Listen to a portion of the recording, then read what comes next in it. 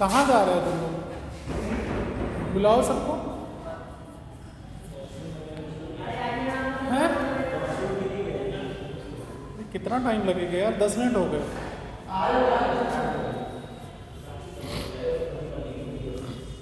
इसी में कुछ पॉइंट एक्चुअली में बैलेंस ऑफ पेमेंट में जो आगे कुछ पॉइंट रह गए थे उस दिन हमने काफ़ी हद तक कवर करा दिया था। कुछ पॉइंट जैसे FDI है, FII है और FPI है, ये सब आज कवर करा देते हैं। तो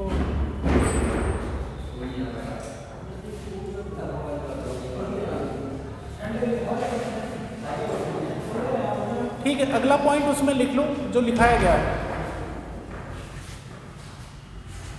इंपोर्ट ड्यूटी, आयात शुल्क। इंपोर्ट ड्यूटी, आयात शुल्क। नहीं, फॉरेन करेंसी में नहीं है, करेंसी जितनी लिखाई थी उसको क्लोज वहीं पे लाइन खींचो, आगे इसी में लिखो। ये सब इसी के अंदर में आएगा। बैलेंस ऑफ पेमेंट लिखा है, उसी चैप्टर के अंदर में है। देखो, इंपोर्ट ड्यूटी या आयात शुल्क कहते हैं इसको।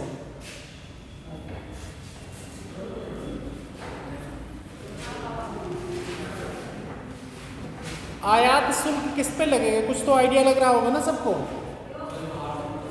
हाँ, बाहर से जो गुड्स इंपोर्ट करेंगे, हम आयात करेंगे, उस पे जो गवर्नमेंट शुल्क लगाएगी उसे ही क्या कहेंगे? इंपोर्ट ड्यूटी या आयात शुल्क कहेंगे।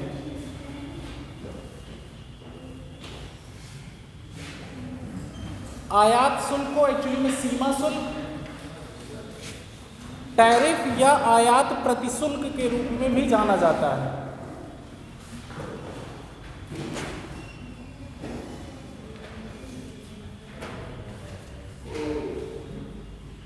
इसमें 2-3 पैरामीटर एक्चुअली में ध्यान रखते हैं वस्तुओं के। वस्तुओं का वजन, क्वालिटी, उसकी प्राइस क्या है, उसके अनुसार ये आयात शुल्क लगता है। नेक्स्ट है एक्सपोर्ट ड्यूटी।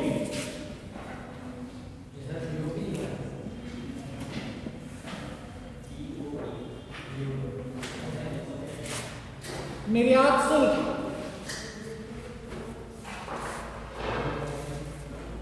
अगला है निर्यात शुल्क।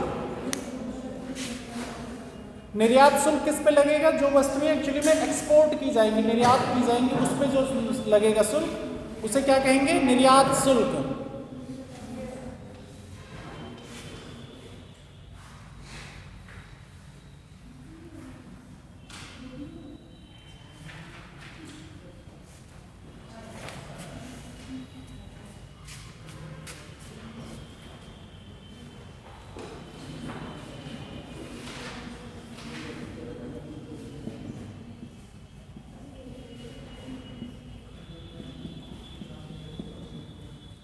नेक्स्ट अब है काउंटर वैलिंग ड्यूटी। काउंटर वैलिंग ड्यूटी को हिंदी में कहते हैं प्रतिकारी शुल्क।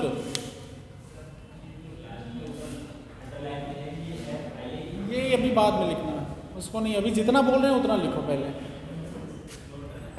नोट उसको मत करो ना, जो बोल रहे हैं वो नोट करो ना। काउंटर वैलिंग ड्यूटी, प्रतिकारी शुल्क।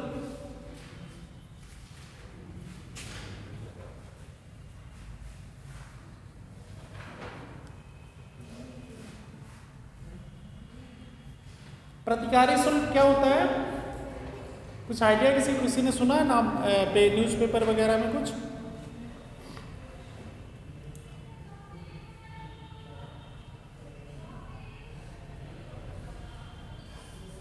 काउंटर वैलिंग ड्यूटी होती है जैसे किसी देश में कोई चीज़ उत्पादित की जा रही है। मान लिया हमारे यहाँ कोई सामान बनाया जा रहा है, कोई कार बनाई गई, उस पर गवर्नमेंट ने क्या किया? कुछ सब्सिडी दे दिया, तो उसके प्रोडक्शन कास्ट में क्या होगा? सस्ता हो जाएगा ना। तो वो जब दूसरे देश में जाके आयात होगा, फॉर एग्जांपल जैसे चाइना में मैन्युफैक्चरिंग सेक्टर को वहाँ की सरकार ने कुछ सब्सिडी दे दी। सब्सिडी आपको पता है ना कि मतलब कि उन पर कुछ रिबेट दे दिया कि ये चीज़ हम इसमें कुछ आपको सहायता अनुदान देते हैं। तो वो जब हमारे यहाँ आएगी, हमारे मार्केट में आएगी इंपोर्ट होके, तो उसमें क्या होगा, वो उसकी प्रोडक्शन कास्ट सस्ती होने की वजह से हमारे यहाँ मार्केट में आके वो वस्तु सस्ती होगी ना, तो हमारी सरकार क्या करती है, उस पर काउंटर वैलिंग ड्यूटी लगाती है उस सब्सिडी का, जिससे वो उस सरकार ने सब्सिडी दी है उनको, उसकी वजह से जो उनका दाम सस्ता हुआ है हमारी मार्केट में आके, उसको बैलेंस किया जा सके, जिससे हमारे यहाँ की इकॉनमी और डोमेस्टिक इकॉनमी को डिस्टॉर्शन ना फेस करना पड़े। क्योंकि हमारे यहाँ तो प्रोडक्शन कास्ट अगर ज़्यादा लग रहा है, बाहर सब्सिडी किसी ने दे दी सरकार ने, तो उससे क्या होगा, उस कंपनी को तो फ़ायदा हो जाएगा ना ज़्यादा, तो वो अपना दाम गिरा देगी।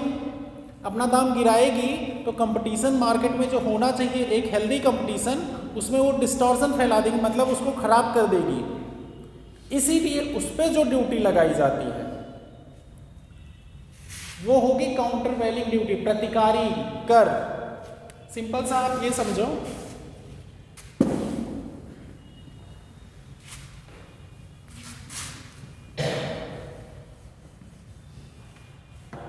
मान लिया कोई कंट्री, मान एग्जांपल ले लो चाइना, ठीक है, ये इंडिया हो गया। चाइना में यहाँ कोई चीज मैन्युफैक्चर हुई,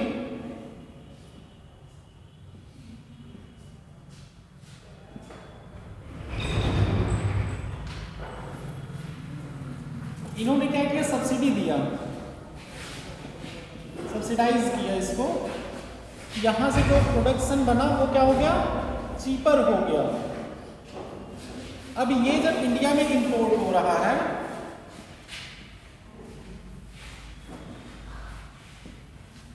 तो इसका दाम कंपैरेटिवली जो इंडियन मार्केट में चल रहा होगा उसकी अपेक्षा ये कंपनी क्या करेगी, मैन्युफैक्चरर, जब इसको सब्सिडी मिल गई तो इसके जो प्रोडक्शन कास्ट लग रहे थे इसको कम हो जाएगा ना, तो क्योंकि चाइना गवर्नमेंट ने क्या किया, उसको सब्सिडाइज कर दिया, कुछ बेनिफिट दे दिया कि आप अच्छा ये चीज़ प्रोड्यूस करो, हम इसमें ये बेनिफिट दे रहे हैं।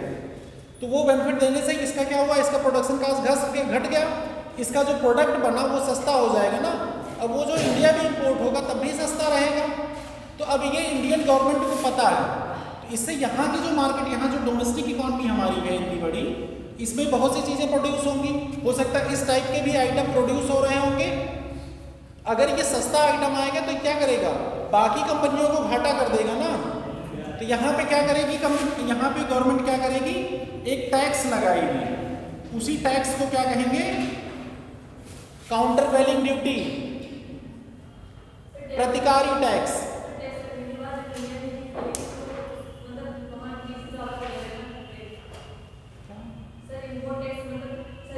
इंपोर्ट काउंटर वैलिंग ड्यूटी का एक्चुअली में कॉन्सेप्ट यही है कि जो सब्सिडाइज किया जाएगा उस पर जो इंपोर्ट ड्यूटी लगेगी उसी को काउंटर वैलिंग कहते हैं। एक्चुअली में है ये भी इंपोर्ट ड्यूटी, आयात शुल्क ही है, क्योंकि ये इंपोर्टेड आइटम में लगेगा टैक्स। तो इस टैक्स को हम उस प्रोपोर्शन में लगाएंगे जिस पे वो सब्सिडी दी जा रही है, जिससे इसका रेट जो है हमारी मार्केट को आके अफेक्ट ना करे। ये WTO में भी एग्रीमेंट है इसका। WTO पढ़ोगे आगे, वर्ल्ड ट्रेड ऑर्गेनाइजेशन बना हुआ है जो ट्रेड के रिलेटेड चीज़ों को रूल्स बनाता है इंटरनेशनल लेवल पे। चीपर हो जाता है, बोल रहे हैं सस्ता हो जाता है, ये चीज़ें हो गई, इसे ही काउंटर वैलिंग ड्यूटी कहते हैं। डेफिनेशन के फॉर्म में बुक में लिखा है, उसे लिखना चाहिए तो उसे लिख लीजिए आप लोग भी उसे भी। तो फिर उसे वह आयातित वस्तुओं पर लगाया जाने वाला, एक्चुअली में यही लिखिए ज़्यादा बेटर है, उसे पढ़िएगा किताब में। जितना बताए हैं उसको ट्री डायग्राम फॉर्म में आप इसी तरह माइंड वो कर लीजिए। यहाँ से एक्चुअली में चाइना ने क्या किया, अपने मैन्युफैक्चर को सब्सिडाइज किया, तो उनका क्या हुआ, प्रोड्यूस सस्ता हो गया, चीपर हो गया। फिर ये जब इंपोर्ट हुआ इंडिया में तो वहाँ सस्ता रहेगा, लेकिन इस पर जो टैक्स लगेगा वही क्या होगा, काउंटर वैलिंग ड्यूटी, प्रतिकारी टैक्स, कर या प्रतिकारी शुल्क कहते हैं उसको। अगला है एंटी डंपिंग ड्यूटी, इसको हिंदी में भी यही कहते हैं, एंटी डंपिंग शुल्क। ये समझ में आया किसी को कोई दिक्कत काउंटर वैलिंग वाले में? एनीवन? ठीक है, एंटी डंपिंग ड्यूटी लिखो अगला पॉइंट।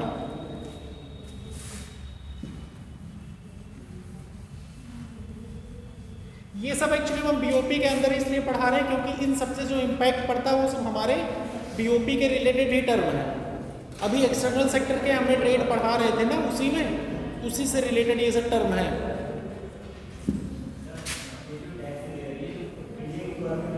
यस, बताया तो इंडियन गवर्नमेंट जो टैक्स लगा रही है उस पर, इम्पोर्ट हमारी कंट्री में हो रहा है ना, जिस कंट्री में होगा वो सभी कंट्रियों के लिए है।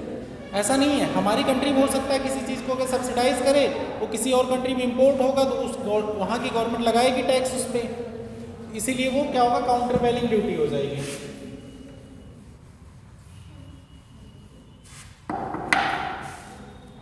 एंटी डंपिंग ड्यूटी,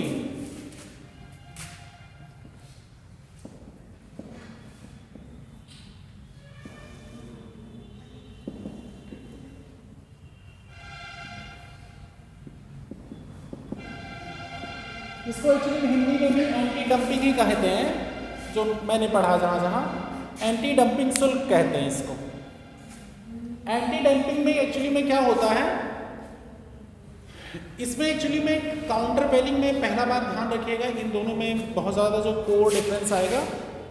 सब्सिडाइज जिसमें सरकार करती है उस पर काउंटर वैलिंग लगाएंगे, उसको काउंटर वैलिंग करेंगे, लेकिन जो एंटी डंपिंग है जैसे चीपर आइटम जो है क्या करेंगे, हम मार्केट में जाके चीप वस्तुएं अपना प्राइस हम गिरा के किसी कंट्री की मार्केट में जाके बेचें, तो वो चीज़ें कंट्रोल करने के लिए सरकार क्या करती है, टैक्स लगाती है कि आप सस्ती वस्तुएं आके हमारी मार्केट को ख़राब मत करिए। वहाँ पे जो टैक्स लगाएगी सरकार, मान लिया इंडियन गवर्नमेंट, इंडिया है, चाइनीज़ आइटम एग्जाम्पल इसलिए ले रहे हैं चाइनीज़ आइटम में क्योंकि आप लोग बहुत ज़्यादा परिचित हैं, कोई पर्टिकुलर ये नहीं है कि चाइना के ही, किसी के कंट्री के भी। अब चाइना से कोई सामान आया, वहाँ की कंपनियों ने क्या किया, मैन्युफैक्चरर जो चाइना के हैं लाके यहाँ पे सस्ता आइटम बेचने लगे। हमारे यहाँ की जो डोमेस्टिक इकॉनमी है उसमें जो प्रोडक्शन हो रहा है उसके कॉस्ट क्या है, ज़्यादा है प्रोडक्शन कॉस्ट, और उसका एक level of market playing field होना चाहिए।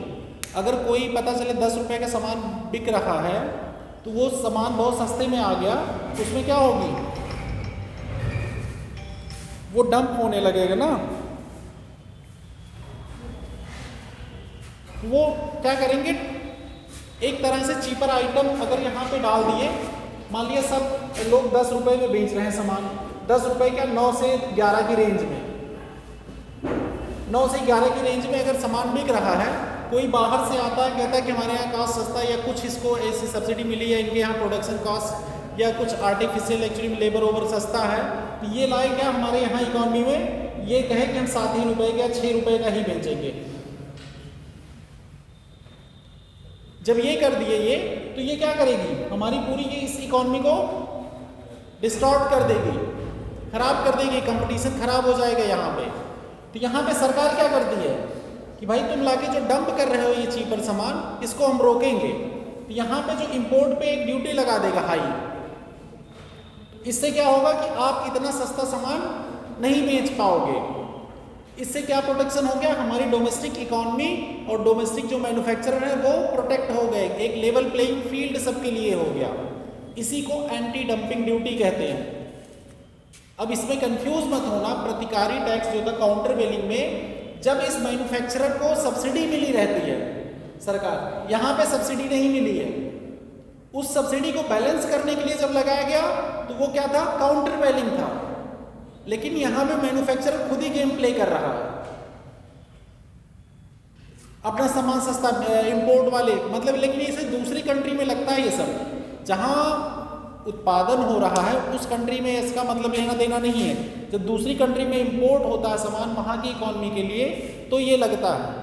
इंडिया में बहुत ज़्यादा ये आजकल टर्म एक्चुअली में यूज़ किया जाता है क्योंकि कई कंट्रियों में सप्लाई चेन और कई फैसिलिटीज़ अवेलेबल होने की वजह से वहाँ दाम सस्ते होते हैं, प्रोडक्शन कॉस्ट सस्ती होती है, लेबर सस्ते होते हैं जैसे, तो उसको यहाँ पे डंपिंग लोग करते हैं। ठीक, एंटी डंपिंग मतलब डंप करना किसी चीज़ को, सिंपल सा है, आप हिंदी इसकी समझ लो, कि डंप करना कहीं ले जाके मतलब डाल देना, चीपर सामान कहीं ले जाके हम किसी मार्केट में डाल रहे हैं, तो उस पर एंटी डंपिंग मतलब उसको रोकने के लिए हमने एक शुल्क लगा दिया, उसी को एंटी डंपिंग शुल्क कहते हैं।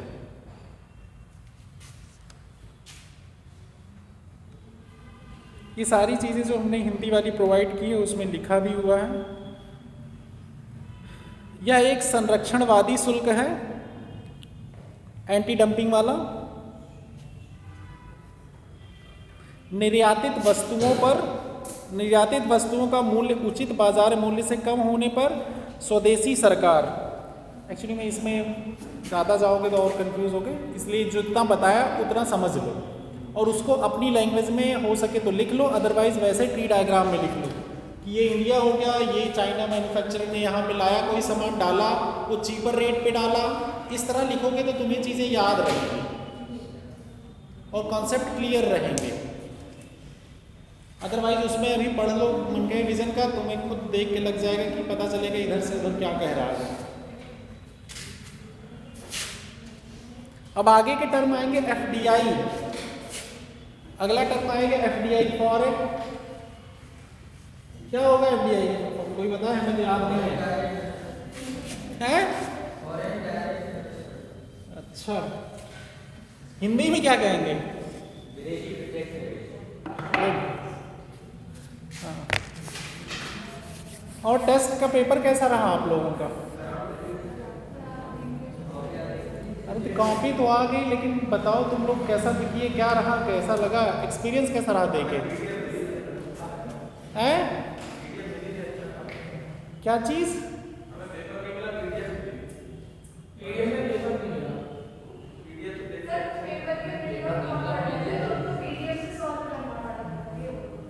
अच्छा यार, हमारा जो काम था हमने कर दिया था, बाकी ठीक है, क्या करें? हम तो उसी दिन चेक कर दिए थे।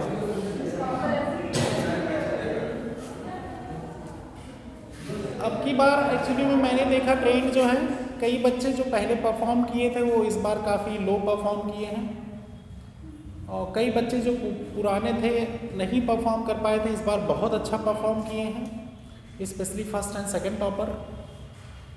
और जो टॉपर है फर्स्ट, उसने मतलब एक्स्ट्रा ऑर्डिनरी परफॉर्मेंस है, इतने अच्छे मार्क्स आना मतलब बहुत बड़ी बात है। 25 क्वेश्चन में से 24 क्वेश्चन उनके सही हैं, तो ये ऑब्वियस सी बात है, बहुत मतलब उन्होंने मेहनत काफ़ी की। और भले मैंने प्रीवियस ईयर क्वेश्चन सबको सेम लेवल प्लेइंग फील्ड था, तो एक हिसाब से देखा जाए उन्होंने काफ़ी मेहनत की थी इस पर, और सारे क्वेश्चन हमारे हिसाब से कंसेप्चुअल थे। जितने भी लोगों ने देखा होगा अब की बार पेपर सभी कंसेप्चुअल था।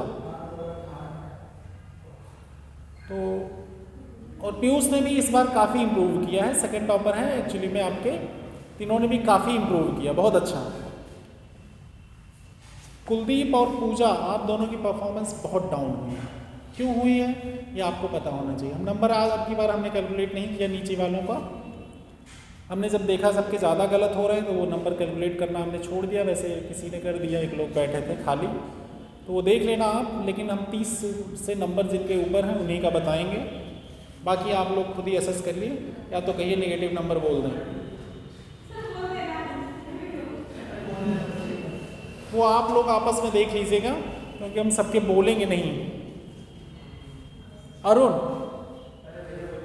इनके 33 नंबर हैं, 33.33। तुम क्यों लेने हैं? उनके पैर में चोट लगी हुई। ठीक है, कहाँ मारपीट कर रहे थे? मोहम्मद फैजान,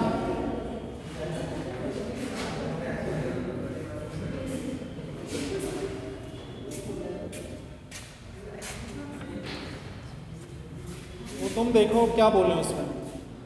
सब प्रीवियस ईयर क्वेश्चंस होने के बाद भी इतनी गलतियां होना फैजान नॉट सेटिस्फैक्ट्री, मतलब बहुत पुअर है, जबकि मैंने बता रखा है सोर्स तब भी।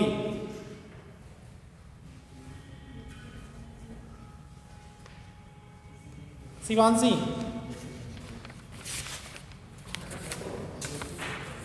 इनके मार्क्स 32 हैं। आपकी परफॉर्मेंस अच्छी नहीं है इस बार जितनी प्रीवियस थी। उत्कर्ष आया नहीं है? पीयूष गुप्ता 42 है मार्क्स इनके। ताली तो बजा दो, सेकंड टॉपर है। सार्थक गुप्ता कोई नहीं, 37.32 मार्क्स हैं इनके। कौन देगा इनकी कॉपी? दे दोगे? अभी दे देंगे उत्कर्ष को।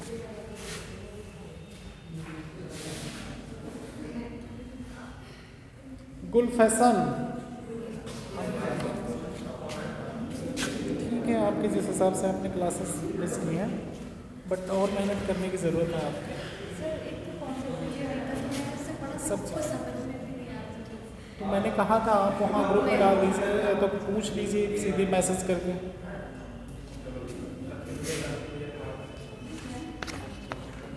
इधर आइए आप, मुँह मत छुपाइए।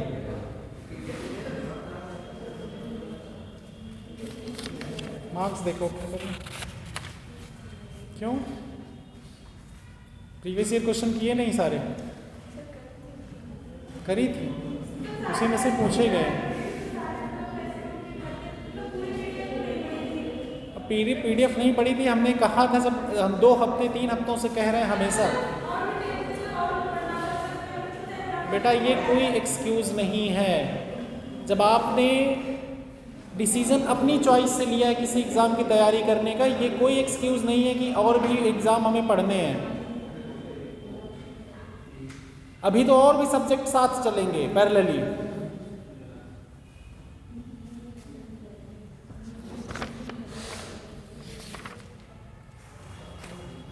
संदीप कुमार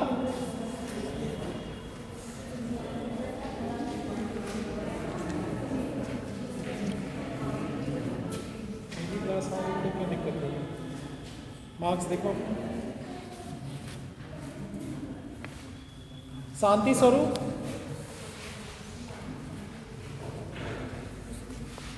वैशाली, आपको मेहनत करनी है, आप क्लास में रेगुलर है, फिर भी ये परफॉर्मेंस एक्सेप्टेबल नहीं है।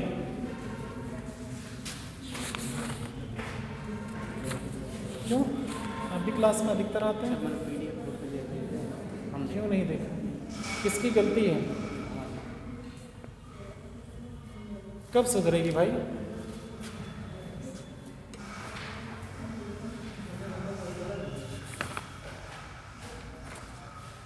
भावना सोनकर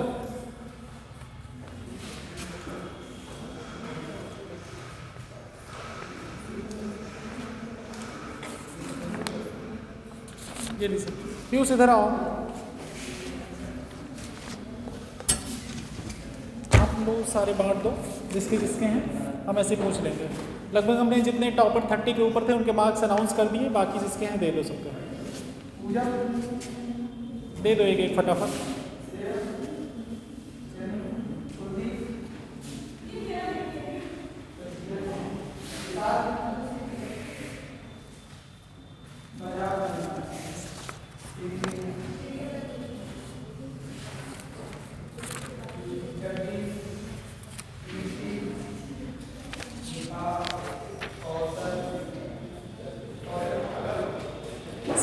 जिसको जिसको कॉपी मिल गई है, लगभग सबको मिल गई। आंसर नोट डाउन करा दूं मैं? आंसर नोट डाउन कर लेंगे किताब से खोज के, कि मैं नोट डाउन कराऊं? करा दूं? ठीक है।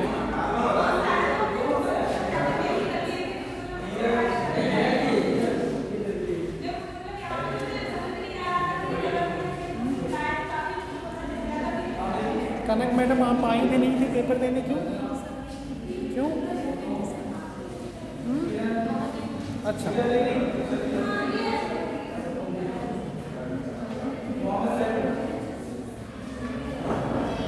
कुलदीप क्या लगा परफॉर्मेंस देख के? क्यों? रीजन?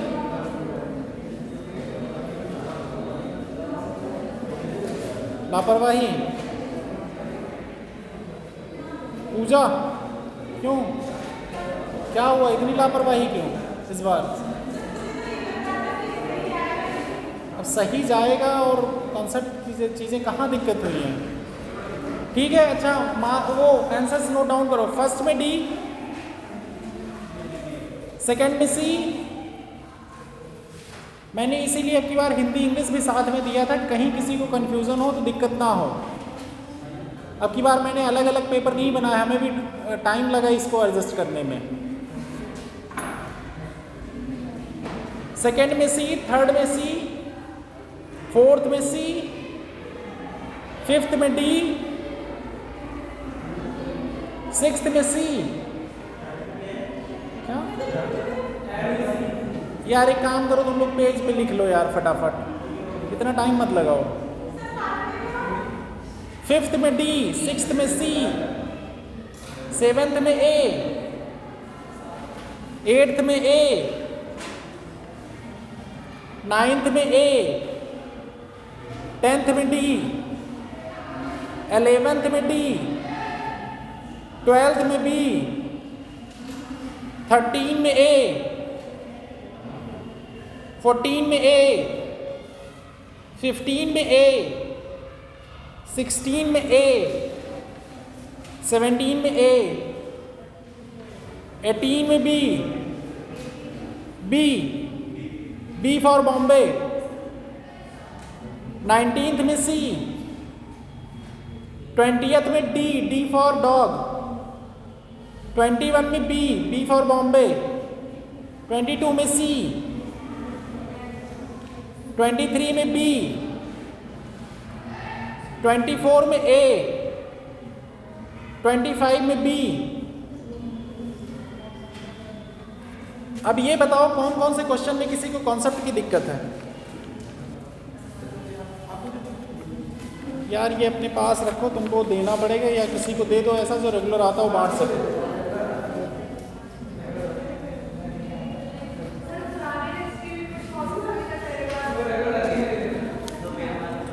फाड़ के फेंक दो, क्या करोगे?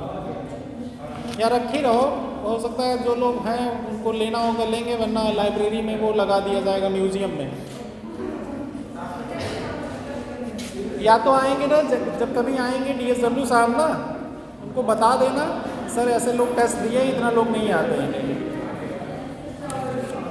आपको जहाँ कॉन्सेप्ट में दिक्कत है आप वहाँ पोस्ट करिए, या तो आप मैसेज कर दीजिए, बता दीजिए जो भी हो आपको लगे। तो जिस हिसाब से आपने क्लासेस मिस की हैं उसके हिसाब से तो परफॉर्मेंस ठीक है, बट ठीक है, मतलब सेटिस्फैक्ट्री तो नहीं कहेंगे बट ठीक है।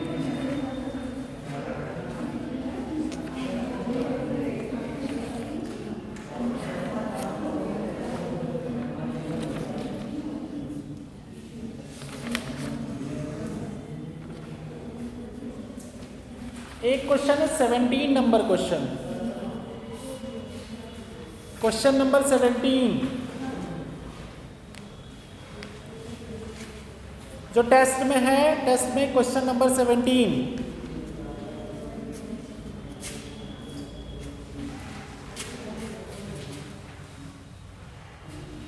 इसका आंसर वैसे तो बी होना चाहिए, बी फॉर बॉम्बे, ठीक। बट एक्चुअली में आप लोगों ने घटना चक्र में भी ए दिया है और उसका एक्सप्लेनेशन भी घटना चक्र जैसा दिया है, उसको जो कोई भी पढ़ेगा उसको ए लगेगा। तो मैंने वैसे तो इसका ए उस हिसाब से लगाया, घटना चक्र को मैंने कहा था पढ़ने को, इसीलिए ए मन में आया। बाय द वे वो क्वेश्चन रिमूव कर देंगे हम, क्योंकि उसमें डेफिनीशन जो दी हुई है वो एग्जैक्टली करेक्ट नहीं है घटना चक्र में, उसका आंसर घटना चक्र में सही नहीं दिया है। रीज़न उसका ये है कि उसमें जो दूसरा पार्ट है, आप क्वेश्चन जब पढ़ते हैं, redistribution of income in a country can be the best brought about through, तो पहला तो प्रोग्रेसिव टैक्सेशन ठीक है, लेकिन दूसरा जो टर्म है, एक है प्रोग्रेसिव एक्सपेंडिचर और रिग्रेसिव एक्सपेंडिचर। हिंदी में क्या कहते हैं? संयुक्त प्रगामी कराधान और संयुक्त प्रगामी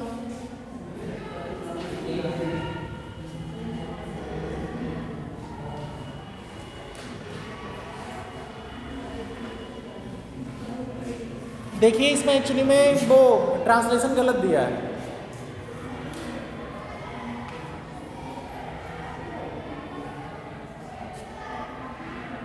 ट्रांसलेशन जो देखेंगे ऑप्शंस के ना, हिंदी वाले वो गलत दिए हैं, बाद में बात कर लेना। लास्ट सीट क्या बोला मैंने अभी? लास्ट सेंटेंस मेरा क्या था?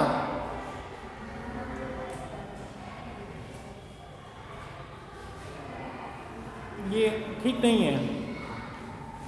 जब मैं फोकस कर रहा हूँ किसी चीज़ पे, अगर चीज़ें बताने की कोशिश कर रहा हूँ तो आप लोग उस पर अटेंटिव नहीं रहेंगे तो मेरे बताने का कोई मतलब नहीं है।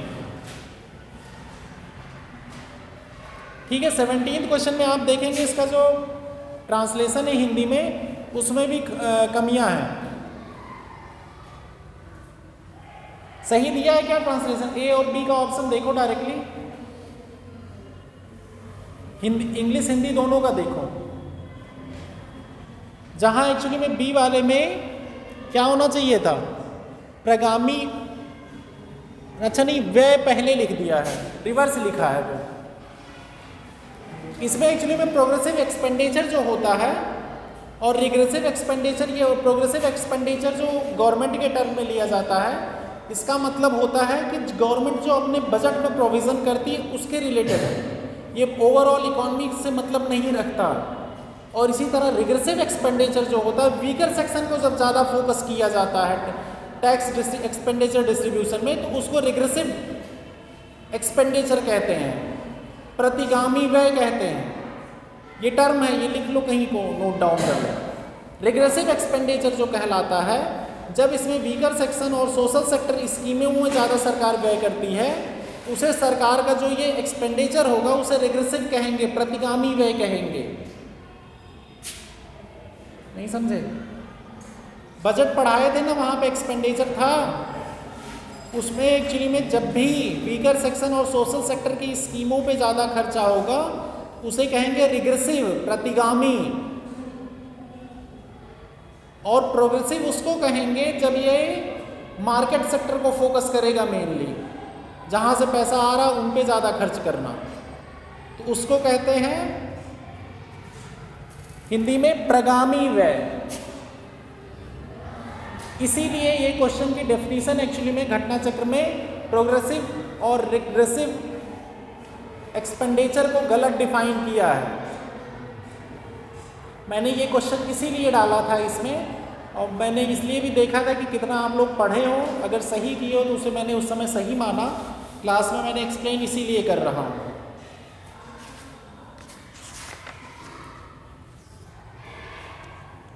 एक क्वेश्चन नंबर है 8th, ये तो प्रेजेंट से बड़ा रिलेटेड है 8th वाला। क्वेश्चन नंबर 8,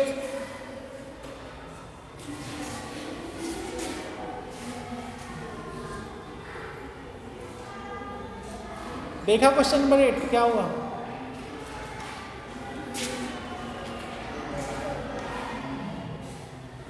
क्वेश्चन नंबर 8 पढ़ के क्या लग रहा है? ये कुछ करंट से रिलेटेड नहीं है।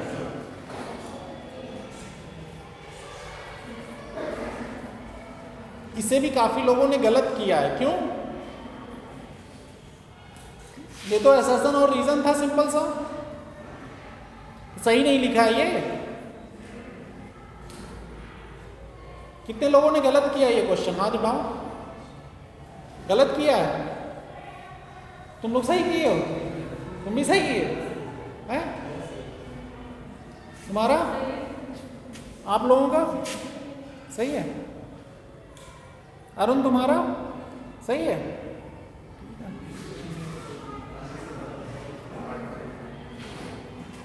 ये समझ में तो आ गया होगा क्या कह रहा है।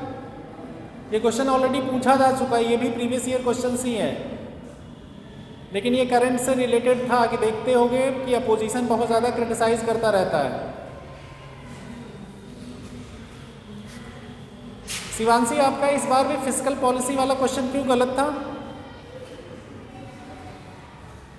लास्ट टाइम भी आप 4-5 क्वेश्चन कंटिन्यूअसली फिस्कल पॉलिसी के गलत की थी पिछले टेस्ट में, और इस बार भी गलत है।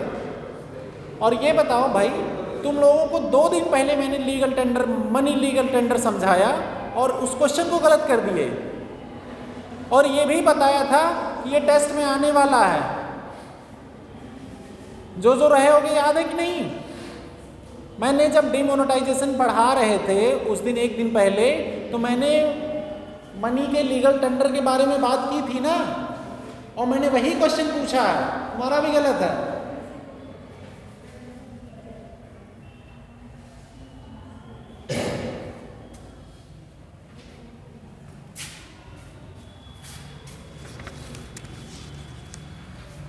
क्यों भाई, तुम लोग ध्यान नहीं देते क्या एकदम? क्या सही है तुम्हारा? है अच्छा, तुम्हारा? कई लोग इसे कोर्ट की मनी से रिलेट किए हो, सब लीगल टेंडर जाके।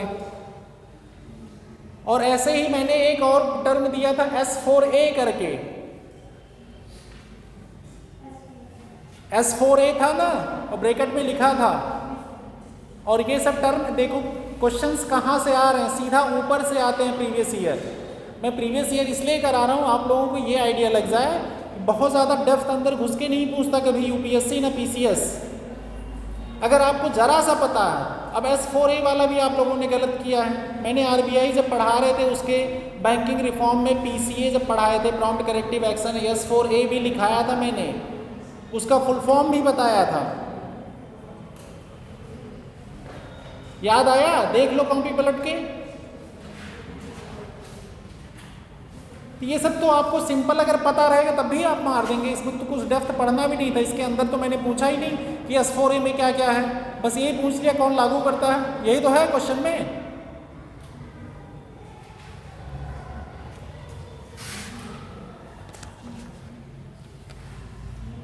बूम, रिसेशन, डिप्रेशन, ये सब जो पूछा था ये सब के डायरेक्टली टर्म थे।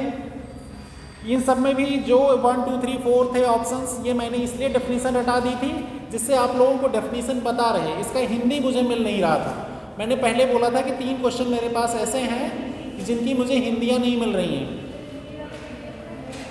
नहीं है ना? है तो पता नहीं क्या, मैं बहुत खोजा, मुझे मिला नहीं।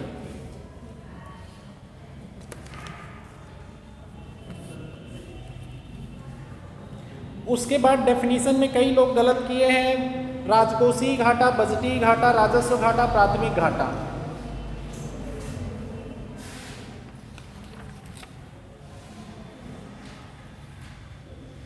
अच्छा, मसाला बॉन्ड भी तुम लोग कई लोग गलत कर दिए यार। ये हमने डिस्कशन और डिबेट जब तुम लोगों का हो रहा था तब भी बताए थे, और उसके बाद भी कई बार मैंने पहले बताया था, तब भी गलत हुआ है कई लोगों का। यार कम से कम प्रीवियस ईयर क्वेश्चन तो करो। अगर हम कहीं बना के देने लगे क्वेश्चंस तब तो पता चलेगा सबके सब बंटाधार हो जाओगे। कई लोग निगेटिव में भी हैं। प्रॉब्लम ये है, उठा के देखो सारे टेस्ट इनके पास हैं, तुम्हारे पास है, देख लेना उसमें कॉपियाँ। वजाहत की परफॉर्मेंस बहुत पुअर है, पता नहीं क्यों क्या पढ़ता है, क्लास से भी गायब रहता है। और कई बच्चे बिल्कुल पढ़ ही नहीं रहे हैं। एक भी क्वेश्चन मैंने प्रीवियस ईयर से बाहर नहीं डाला था। अगर किसी ने भी किया होगा तो जब भी कोई ढंग से करेगा उसकी कॉन्सेप्चुअल क्लैरिटी भी हो जाएगी और चीज़ें कवर हो जाएंगी आप जब रिवाइज करते हैं। जीएसटी पे कई लोगों ने चाइना मारा है कि चाइना से इकॉनमी आगे हो जाएगी, जबकि उसका पहला ऑप्शन मैंने उसका ऑब्जेक्टिव बताया था और क्लास में कराया भी था। जीएसटी वाला क्वेश्चन,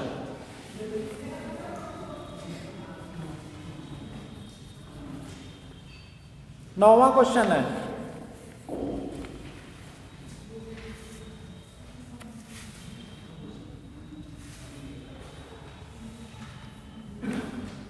नौवां क्वेश्चन में सिर्फ एक ही ऑप्शन तो सही था ना, बाकी पढ़ के देखो कोई भी चीज़ ऐसी मैंने बताई थी क्या, या तुमको लगती है जनरली रीजनेबल चीज़ें देखो। जीएसटी 2017 से लागू हुई है, क्या चीज़ें हो गई क्या बहुत ऊपर?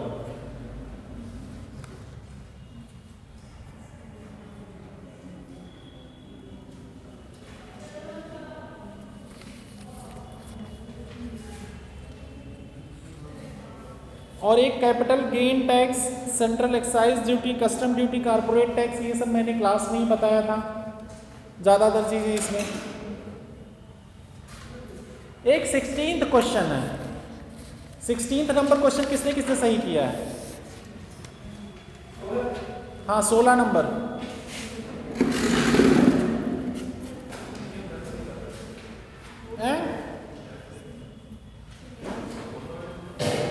क्वेश्चन नंबर 16 सही है। कंसेप्ट कौन बता सकता है हमें? देखो रेक्टाफिकेशन करके मारना ऑप्शन हमें भी पता है, बहुत सी चीज़ों के ऑप्शन रटे रहे होंगे, वो मार दिए गए हैं, ये फैक्ट है, मुझे भी आइडिया है, कई चीज किए हुए ऑप्शन रटे बस मार दिए हैं। उसको एक्सप्लेन कौन कर सकता है? पहला स्टेटमेंट है उसका, राजकोषीय घाटा बजटीय घाटे से बड़ा होता है, क्या सही है? ये घटना चक्र दे दिया तो सही है।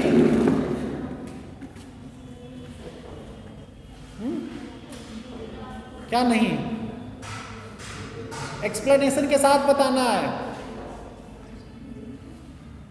जिसने भी हाँ नहीं किया आंसर्स में एक्सप्लेनेशन के साथ मांगूंगा, सिर्फ सर हिलाने से काम नहीं चलेगा।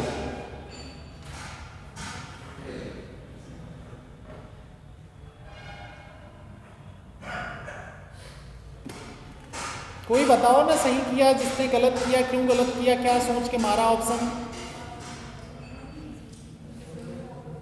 यार देखो, अगर मैं ये टाइम दे रहा हूँ तो ये तुम लोगों के दिमाग के विकास के लिए दे रहा हूँ, अदरवाइज मैं भी आंसर बता दिया था, पढ़ने को बोल दिया था, आगे हम टॉपिक बढ़ाएं।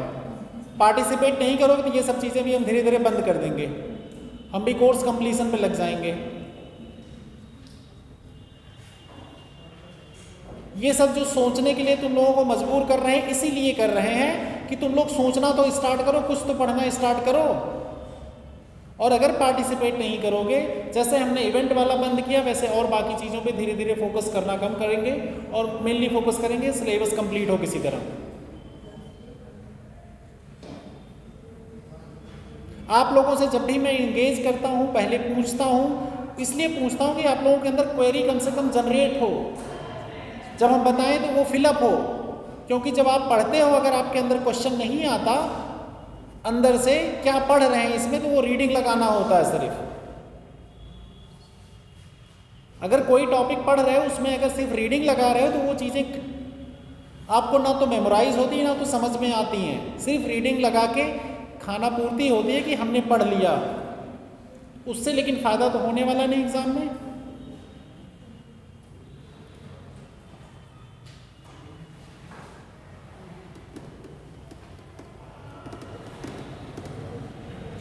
पीयूष बताओ, तुमने सही किया ये आंसर, क्यों किया सही?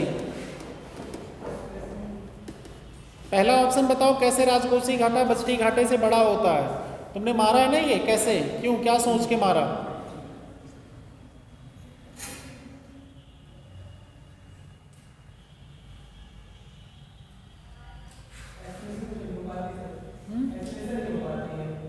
एक्सप्लेनेशन तो दिया था एग्जाम उसमें, बुक में पढ़ा तो था, रटा हुआ था, पता हमें भी रटा है। मोहम्मद फैजान, आपने गलत किया है ना? कौन सही है ना? तो फिर क्यों गर्दन झुका? तुम बताओ एक्सप्लेनेशन।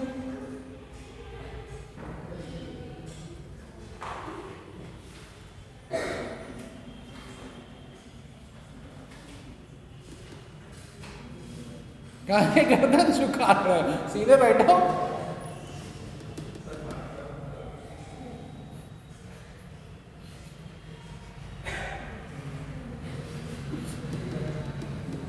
बताओ यार जल्दी।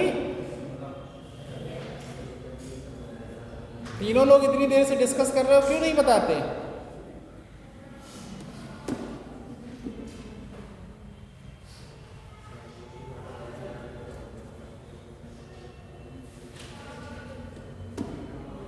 पूजा, आपने क्या किया है? गलत किया है? क्या सोच के मारा है जो ऑप्शन मारा है? क्या ऑप्शन लगाया है?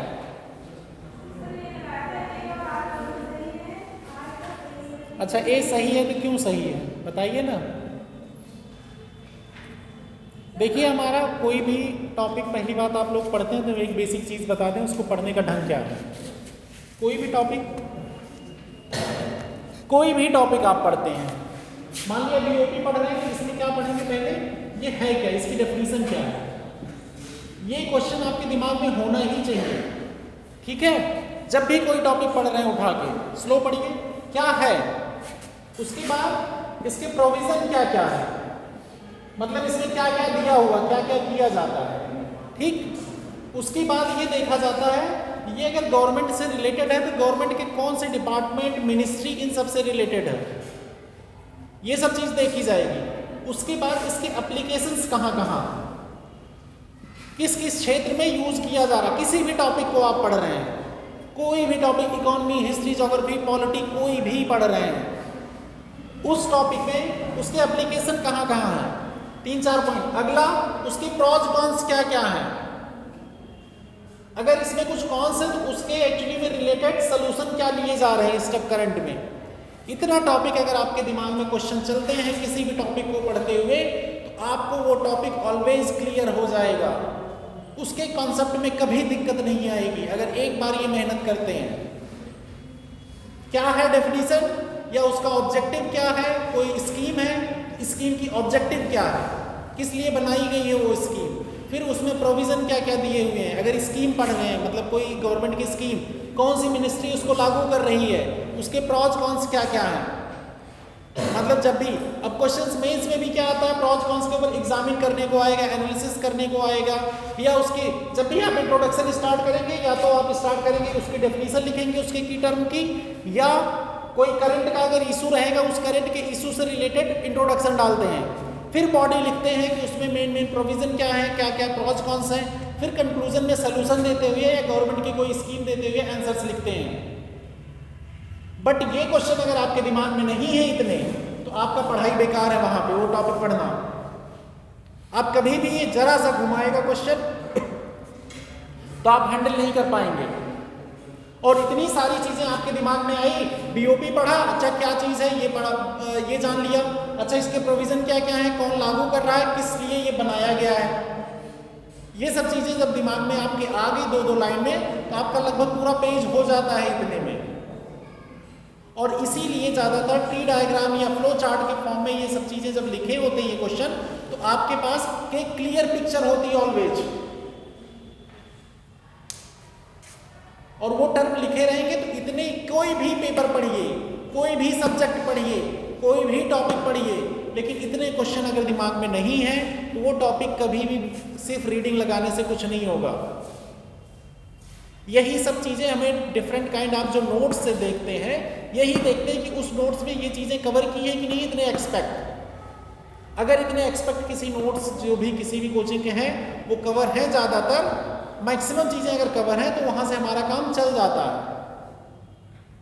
अगर सिंपल सा वो बताता चला गया पूरा पैराग्राफ पैराग्राफ पैराग्राफ तो वो चीजें ना तो आपके पल्ले पड़नी, ना आप एग्जाम में यूज कर पाएंगे।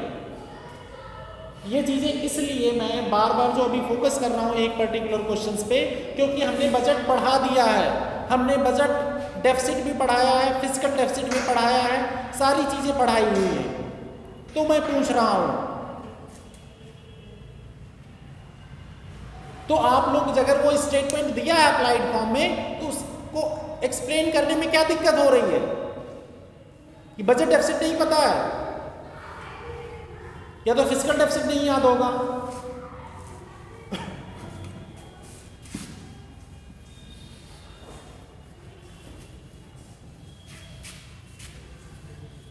बजट डेफिसिट क्या होता है?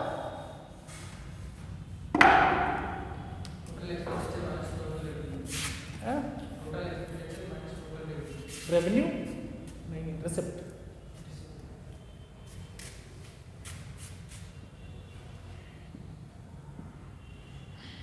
बजट डेफिसिट में क्या क्या शामिल होता है?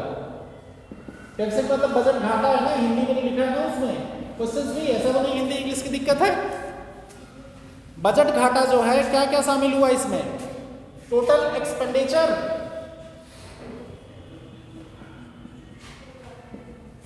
माइनस टोटल रिसिप्ट, और इस टोटल एक्सपेंडिचर में कौन कौन से एक्सपेंडिचर शामिल है? यार दो पार्ट थे बजट के, एक रेवेन्यू बजट है, एक कैपिटल बजट है ना। तो रेवेन्यू बजट और कैपिटल बजट में क्या था, वही एक्सपेंडिचर यहाँ होगा ना, revenue expenditure plus capital expenditure, दो पार्ट हो गए। इसी तरह टोटल रिसिप्ट में कैपिटल रिसिप्ट और रेवेन्यू रिसिप्ट हो गया। और फिजिकल डेफिसिट का फार्मूला क्या है,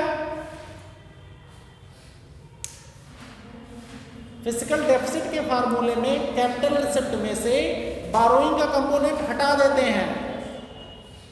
जो बोरोइंग से मनी आई है, उधार लेने से हम बाहर से जो पैसे लिए हुए हैं या आरबीआई से लिए, वो पैसे हम नहीं काउंट करते हैं फिजिकल डेफिसिट में।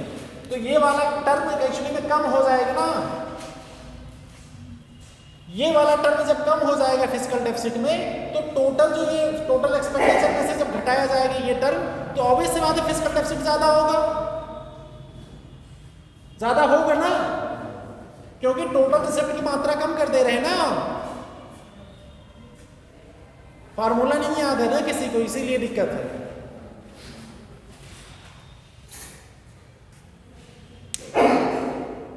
किसी को भी फार्मूला अगर याद होता तो वो आसानी से एक्सप्लेन कर लेता। ये दोनों फार्मूले दिखाए गए हैं या पढ़ाए गए हैं कई बार। फिजिकल डेफिसिट, राजकोषीय घाटा बार बार पढ़ाया गया है। ये अगर फार्मूला याद होगा, total expenditure minus total receipt, अगर घटाए तो आप बजट डेफिसिट मिल रहा है। बट यहाँ पे टोटल एक्सपेंडिचर तो वही रहा, लेकिन यहाँ पे जो टोटल रिसिप्ट में से कैपिटल रिसिप्ट वाला कंपोनेंट है, उस कैपिटल रिसिप्ट के कंपोनेंट को भी कम कर दिया गया ना फिजिकल डेफिसिट में। फिजिकल डेफिसिट में क्या कहा गया कि भाई वो जो बोरोइंग वाला कंपोनेंट है कैपिटल रिसिप्ट में, उसे हम काउंट नहीं करेंगे, वो भी हटा दिया गया। तो मतलब रिसिप्ट वाला कंपोनेंट कम हो गया। तो जब ये कंपोनेंट कम हो गया तो ऑब्वियस सी बात है फिजिकल डेफिसिट ज्यादा होगा ना बजट डेफिसिट से। रीजन समझ में आया? अभी भी किसी को डाउट है? रैंडमली हम किसी दिन फिर से पूछ लेंगे, बता दो अभी जिसको डाउट हो तो, या तो फार्मूला रिवाइज कर लो अपने बजट वाले।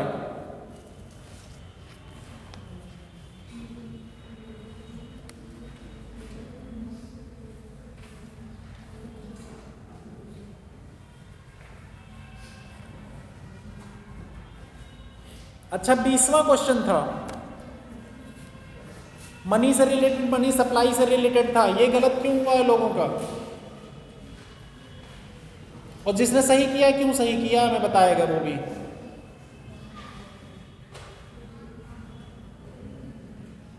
किसके किसके सही है हाथ उठाओ, यार थोड़ा ऊपर हाथ उठाओ, ऐसे मत करो, हमें दिखता कम है।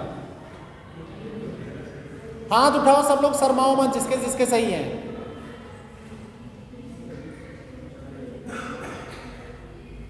ठीक है, किसके गलत है? बाकी सबके गलत ही हैं। वैशाली गलत क्यों किया ये? हैं? सही है? अटेम्प्ट ही नहीं है, क्यों ये बताओ? पढ़ाया तो गया ये टॉपिक, इसमें कौन सा टॉपिक नहीं समझ में आ रहा था? M1, M2, M3, M4 जब हम पढ़ा रहे थे उसमें ये सारे टॉपिक कवर किए थे ना।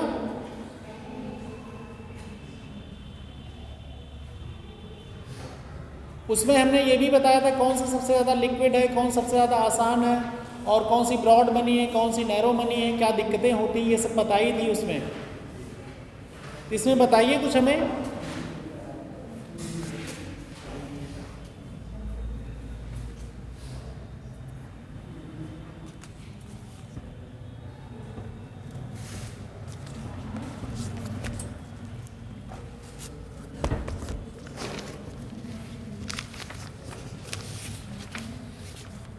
ये अटेंडेंस डेट लिखनी ना, और टाइम डाल देना सुबह की ना,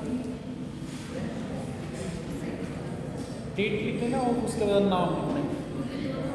हाँ दोनों को, क्वालिटी और उसका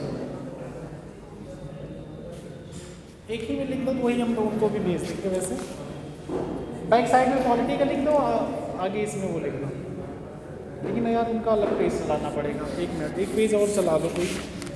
पॉलिटिकल लिख दो, ये इस पे इकॉनमी लिख दो। हाँ, एक पेज होगा, कोई किसी के पास पेज है क्या, प्लेन पेज, उसी कॉपी से निकाल दो। एक्चुअली उनको सबमिट करना होगा ना।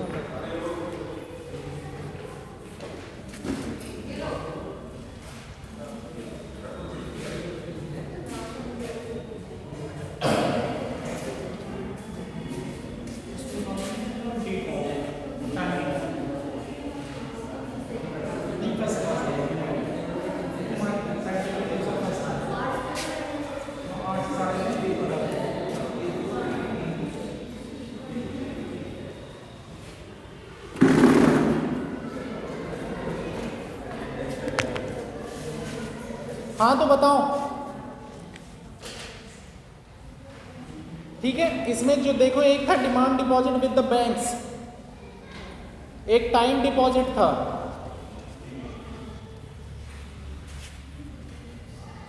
और एक था सेविंग डिपॉजिट विद बैंक्स, और करेंसी था। तो क्या इन सबकी डेफिनेशन में समस्या थी किसी को?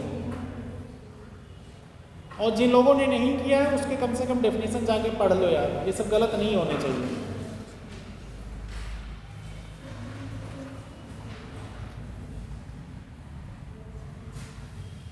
लिक्विडिटी हमने भी बताया था, लिक्विड बार बार बोला था, तरल हिंदी में लिखा भी है।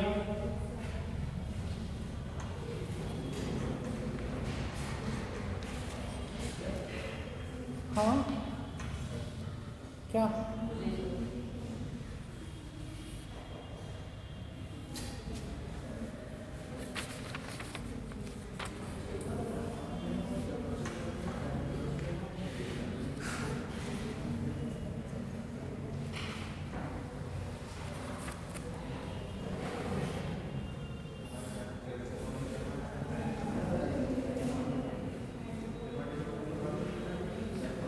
क्वेश्चन नंबर 12,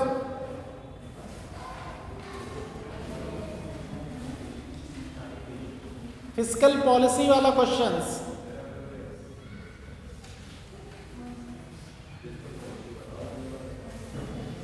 फिस्कल पॉलिसी वाले क्वेश्चन किसके किसके सही है, किसके किसके गलत? गलत गलत। हाथ उठाओ ना, फिर किसके सही है वो उठाओ, थोड़ा ऊपर उठाओ, दिखता नहीं है यार। बस 3 लोगों के सही हैं। क्यों भैया, लास्ट टाइम भी हमने 3-4 क्वेश्चन पूछा था टेस्ट में, और इस बार भी वही पूछा, तो फिर अब की बार कैसे गलत हो रहा है बाकी लोगों के?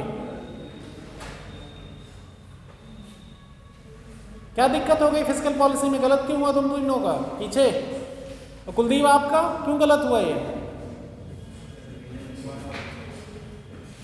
पता नहीं था यार, 15-20 दिन बाद टेस्ट ले रहे हैं तब भी रिवीजन नहीं है।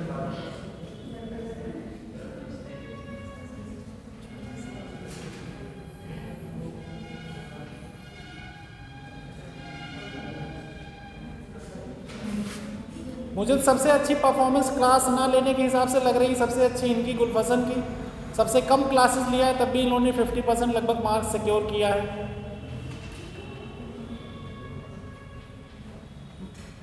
मैं एफर्ट के हिसाब से बोल रहा हूँ, मैं इस हिसाब से नहीं बोल रहा हूँ, क्योंकि लास्ट टेस्ट भी इन्होंने नहीं दिया था, पहला टेस्ट था इनका।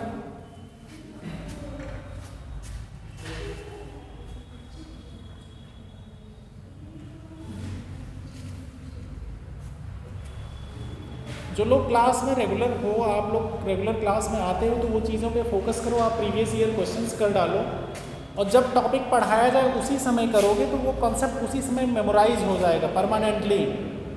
जितने भी एंगल हम बताते हैं वो चीज़ें मेमोराइज हो जाएंगी। फैक्चुअल चीज़ें, बहुत कोर फैक्ट एक्चुअली हम कहते हैं किताबों से पढ़ने को, इसलिए क्योंकि आपको चीज़ें वहीं से रटनी ही रटनी है। काफ़ी फैक्ट बता देते हैं लेकिन कुछ फैक्ट हम छोड़ देते हैं। कुछ एंगल्स एक्चुअली देखो, क्वेश्चंस क्या होते हैं, डाइवर्सिफाई एंगल कवर करते हैं, और जब डाइवर्सिफाई एंगल करते हो किसी टॉपिक पे तो वो हर एंगल से आपका वो टॉपिक कवर हो जाता है। क्योंकि ना कोई टीचर दुनिया का उतना डाइवर्सिफाई टॉपिक को पढ़ाएगा, बट उतना रटा नहीं सकता है।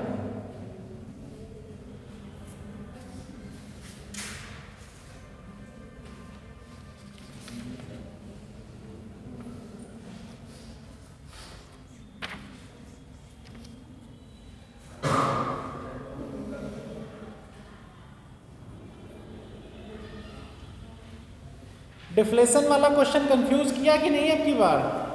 जब मैं पढ़ा रहा था मैंने कहा था रिफ्लेशन और डिफ्लेशन बहुत कंफ्यूज करेगा। डिसइंफ्लेशन और डिफ्लेशन में भी कई लोग कंफ्यूज हुए हो। क्वेश्चन नंबर था 22, अस्फीति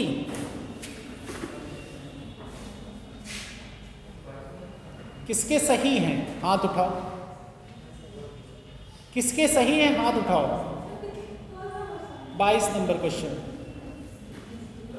क्वेश्चन नंबर 22। व्यूज आपके सही हैं? आपको डेफिनेशन याद थी कि ऑप्शन याद था? ऑनेस्टली बोलना, झूठ मत बोलना। है? थोड़ा बहुत याद था ना? ठीक है, कोई बात। हाँ, थोड़ा बहुत ही याद रहता है, नो डाउट। देखो हल्का फुल्का याद रहता है, उससे हम ऑप्शन टिक कर ले जाते हैं, नो डाउट। कई बार बहुत ज़्यादा चीज़ें एग्जैक्ट नहीं ध्यान रहती, वो भी बेटर है, ठीक है। इसमें कंफ्यूजन एक्चुअली में डिसइंफ्लेशन और डिफ्लेशन में बहुत ज़्यादा होता है। पढ़ाते समय हम बोले थे और हमारी तरफ से सार्थक को हमने टोका भी था कि बीच में तुम अगला नया टर्म मत ले आओ वरना कंफ्यूज हो जाएंगे लोग। डिफ्लेशन और डिसइंफ्लेशन अब याद हो जाएगा ना ये टॉपिक। अब तो दोबारा जाके रिवाइज करोगे तो अब तो नहीं कंफ्यूज होगे ना आगे एग्जाम में। यही प्रयास करना, क्योंकि ये क्वेश्चन मेरा डालने का पर्पस ही यही था और प्रीवियस पूछा भी गया है, ये भी जान लो। इसमें ज़्यादातर क्वेश्चन यूपीएससी के हैं और ये देख के लगा होगा कि यूपीएससी बहुत ज़्यादा टफ क्वेश्चंस नहीं पूछता इकोनॉमी के। पढ़ के नहीं लग रहा है कि बहुत ज़्यादा टफ पूछा है क्या? डायरेक्ट क्वेश्चन ऊपर से पूछता है एकदम कि आपको ज़रा सा डेफिनेशन पता हो आप टिक कर दोगे।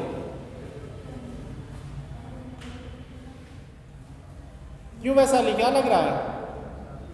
ज़्यादा डेप्थ पूछता है। अगर हल्का सा भी ऊपर पता है आपको तो आप ऑप्शन टिक कर देंगे यूपीएससी के।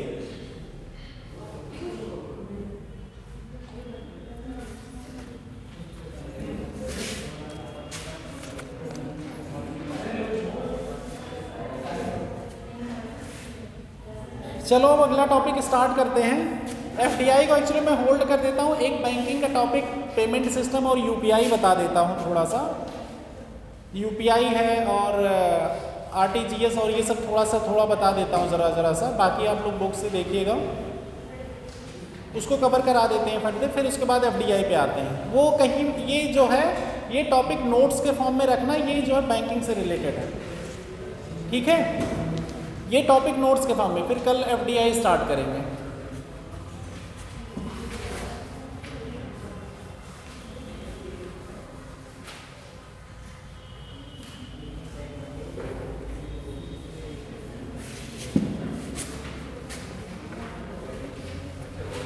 ये ऐसे बॉक्स बना देना कहीं पे या मिसलेनियस टॉपिक लिख देना, उससे क्या होगा आपको हमेशा के लिए याद रहेगा वो चीज़ें क्या है।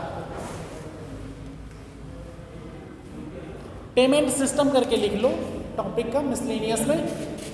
ये मतलब जब भी नोट्स बना रहे हो उसको कहीं अगले पेज पे कहीं काउंट करके लिख लो। पेमेंट सिस्टम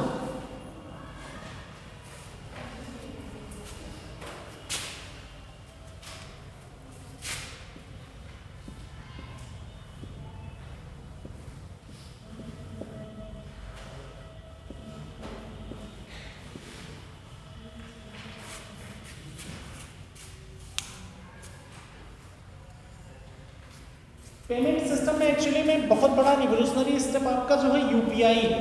इंडिया का यूपीआई इतना रिवोल्यूशनरी स्टेप है जो यूनिफाइड पेमेंट इंटरफेस कहते हैं ना इसको, क्या फुल फॉर्म है इसका? यही है ना। तो ये पूरे वर्ल्ड को चौंका दिया। इससे और बड़ी इकोनॉमियाँ जो हैं जैसे यूएस है या वेस्टर्न वर्ल्ड है, ये सब एक्चुअली में इससे बहुत ज़्यादा सरप्राइज हैं या इसको काउंटर करने के चक्कर में लगी रहती है। यूपीआई जो आया है, और यूपीआई किस सन में आया है? किसी को आइडिया कब आया है? यूपीआई के अलावा और भी पेमेंट सिस्टम है, तब तक सोचना। सर कुछ और बताते हैं। यूपीआई के अलावा और कुछ पेमेंट सिस्टम है, एनईएफटी है, एनईएफटी है, आरटीजीएस है,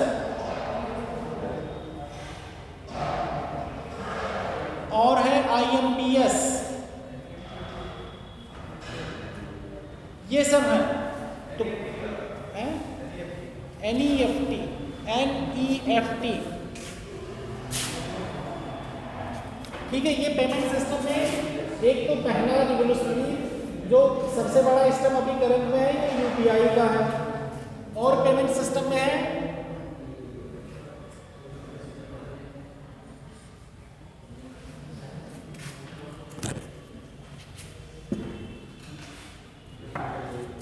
आरटीजीएस, एनईएफटी, आईएमपीएस। आरटीजीएस का फुल फॉर्म है real time gross settlement, real time gross settlement.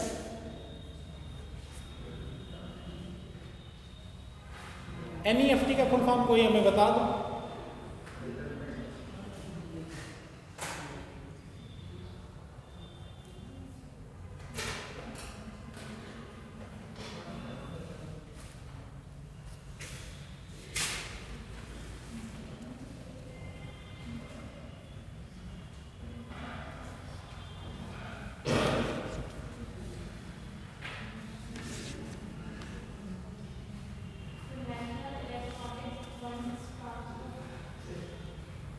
क्या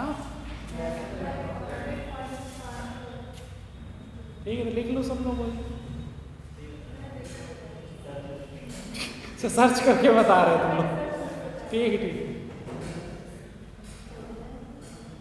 national electronic fund transfer, IMPS का इंस्टेंट, बताओ है? बताएंगे भैया अभी डिटेल, अभी रुक जाओ, अभी तो हम जस्ट फुल फॉर्म लिखा दे रहे हैं क्योंकि बता रहे हैं कि ये पेमेंट सिस्टम है।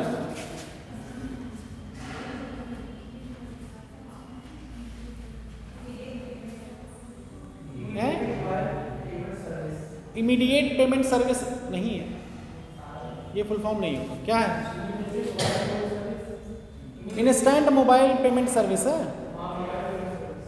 यही है ना, इंस्टेंट है ना, इंस्टेंट मोबाइल पेमेंट सर्विस।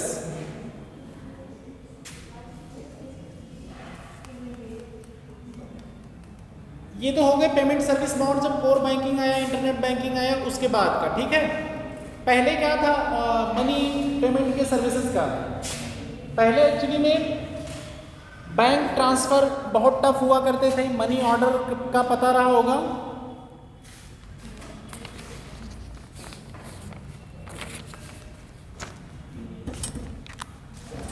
पहले लोग मनी ऑर्डर से पैसे भेजते थे, याद होगा आप लोगों को, कुछ पोस्ट ऑफिस के थ्रू मनी ऑर्डर आते थे। मनी ऑर्डर आ गए या बैंक से बैंक जो ट्रांसफ़र होते थे कि आप कहीं पे पैसे जो सेटलमेंट होते थे तो वो कैश वाउच आता, मतलब पूरा कैश वाउट पूरा ट्रांसफ़र होता था।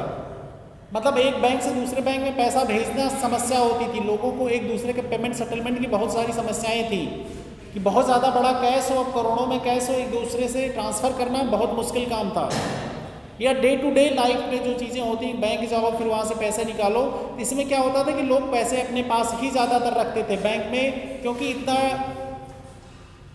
टीडियस प्रोसेस था, टफ प्रोसेस था कि पैसे ट्रांसफ़र करने मुश्किल होते थे पहले। तो हाँ, मनी ऑर्डर बहुत सी चीज़ें थी उसमें फॉल्ट। तो उसके बाद आरबीआई ने ले आया एक, ज़्यादातर चीज़ें क्या होती थी, आरटीजीएस ले आता। उसके बाद पहले ले आता 2004 में आरटीजीएस, पहला पेमेंट सेटलमेंट सिस्टम जो आता आरटीजीएस 2004 में। आरटीजीएस कब आया? 2004 में, ठीक। इसको बनाया है एक कंपनी है आईआरडीबीटी, आईआरडीबीटी, आईआरडीबीटी, अब इसका फुल फॉर्म देख लेना नेट पे। IRDBT एक कंपनी है कोई, RBI के थ्रू ही RBI ने इसको दिया था ये कि आप ये प्लेटफॉर्म बनाओ RTGS का, रियल टाइम ग्रॉस सेटलमेंट का। ये 2004 में आया। तो उसके बाद क्या हुआ कि बड़े पेमेंट पॉसिबल हो गए, ट्रांसफर होना बैंक टू बैंक। अब लेकिन बैंक टू बैंक ट्रांसफर होते हैं, बट चक्कर ये है इसमें कि इसमें बीच में RBI रहता है। बैंक क्या करता है, कोई भी अपने कस्टमर का डाटा किसी दूसरे कस्टमर के पास शेयर, दूसरे अपने कंपटीटर के पास शेयर नहीं करना चाहता, कोई भी बैंक हुआ। तो ज़्यादातर जो ट्रांसफ़र होते थे वो क्या होते थे, बैंक के पास जाते, बैंक से RBI को जाते, RBI से उधर, मतलब RBI इन्फॉर्म्ड रहता था ऑलवेज, जो भी जब भी कैश ट्रांसफ़र होता। इन सब में आगे अभी जो और पेमेंट सेटलमेंट सिस्टम आएंगे उसमें ये दिखेगा आपको कि डायरेक्ट कभी ट्रांसफ़र हो नहीं रहा है, डिजिट ट्रांसफ़र की जा रही है, लेकिन उसमें जो ग्रॉस सेटलमेंट हो रहा है वो कोई एक सब्सिडरी कंपनी बना दी जा रही है। तो इसमें RTGS जो आया, RTGS में क्या था कि 2 लाख से ऊपर का पेमेंट सिस्टम था कि उससे ऊपर के ग्रॉस सेटलमेंट किए जाते थे, उससे कम के नहीं। 2 लाख, हाँ 2 लाख से ऊपर ज़्यादा था। हाँ 2004 से, हाँ। अरे यार आ रहे हैं दादा, अभी उस पर स्टेप बाय चलो ना। जब हम चीज़ें बता रहे हैं तो अभी एक स्टेप वाइज आएंगे, ऐसा नहीं है कूद कूद के हम डायरेक्टली कंक्लूजन पे आ जाएं। तो पहले जब बैंक का ट्रांसफर होता था क्या होता था, करेंसी जाती थी करेंसी चेस्ट में। तो करेंसी चेस्ट एक्चुअली में इन्फॉर्म करता था RBI को कि भाई हमारे पास पैसे हैं, यहाँ से वहाँ भेजे जाएंगे ये पैसे। तो उसी के through bank to bank actually में इन्फॉर्मेशन जाती थी कि जो जिस बैंक से जैसे आपने लिया, इस बैंक का सेटलमेंट उस बैंक में होना है, एक्सिस बैंक में होना है, SBI का ICICI में होना है, उसके थ्रू सेटलमेंट होते रहते थे। तो इसीलिए एक्चुअली में पहले RBI बीच में आता था, उसके बाद अब हो गया करेंसी चेस्ट वाला जो सिस्टम है।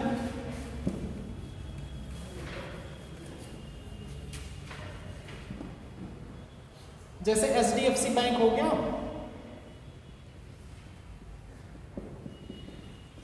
अब इसको पैसे भेजने हैं SBI को, लेकिन ये रिक्वेस्ट कहाँ करेगा, RBI। यहाँ पे रिक्वेस्ट आएगी फिर पैसे जाएंगे, ये डायरेक्ट पैसे कभी यहाँ नहीं जाएंगे क्योंकि इसमें कस्टमर के डाटा शेयर हो जाएंगे और भी चीज़ें प्रॉब्लम हो जाएंगी। तो इसीलिए एक्चुअली में कभी बैंक आपस में कंपटीटर है, ये कभी भी अपने कस्टमर के डाटा एक दूसरे से शेयर नहीं करना चाहते। इसीलिए बीच में RBI आता है जो मैनेज करता है, ये रिक्वेस्ट यहाँ देंगे, ये करेंसी चेस्ट से क्या करेगा, पैसे इधर ट्रांसफ़र करेगा, इनके पास इधर से पैसे आएंगे, ये दे देगा इधर, ये अप्रूव कर देगा,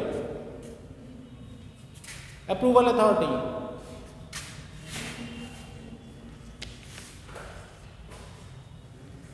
फिर 2005 में आता है, RBI कहता है कि भाई 2 लाख से ऊपर जो कस्टमर हैं वो सभी तो हैं नहीं, 2 लाख से ऊपर वाले जो छोटे छोटे सेटलमेंट है 2 लाख से कम वाले, वो कैसे किए जाएं। तो 2005 में ले आता है national electronic fund transfer, NEFT।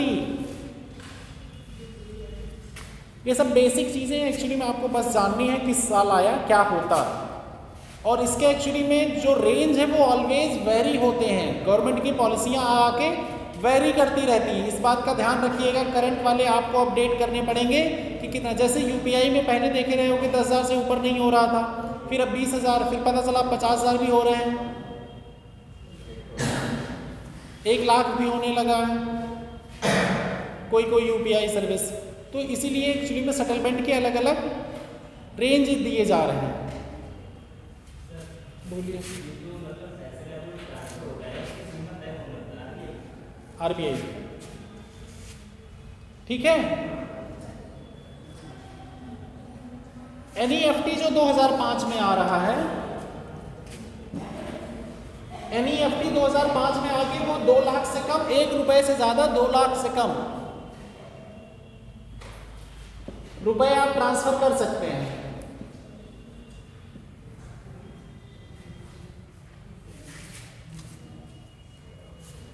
और इसमें एक्चुअली में बेनिफिशियरी अकाउंट के वेरिफिकेशन के लिए 30 मिनट का टाइम लिया जाता है।